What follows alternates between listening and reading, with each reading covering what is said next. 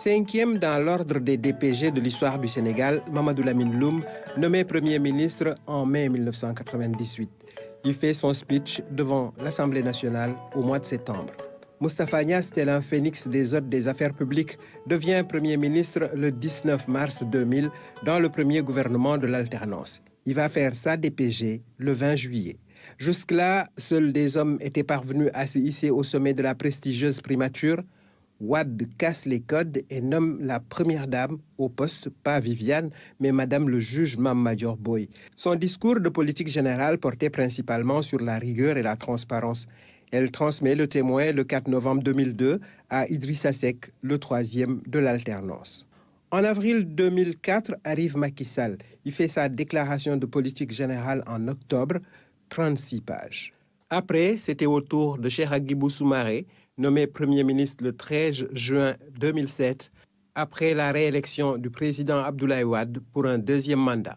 Le 11e Premier ministre de l'histoire du Sénégal a passé sous les fourches de la DPG et Maître Souleymane Ndéné Ndiaye, nommé à la tête du gouvernement le 10 avril 2009. Abdoul Mbaye, dont l'illustre père Kéba disait que les Sénégalais étaient fatigués, hérite du poste de Premier ministre le 5 avril. Le 1er septembre 2013, Aminata Touré remplace Abdoul Mbaye, devenant ainsi la deuxième femme au poste. Mimi transmet le témoin à Mohamed Boun Abdallah Dionne, nommé le 6 juillet 2014. Son action se veut dans le prolongement de celle de ses prédécesseurs et dans la concrétisation du PSE, Plan Sénégal émergent. Dernier sur la liste des DPG, Amadou Ba.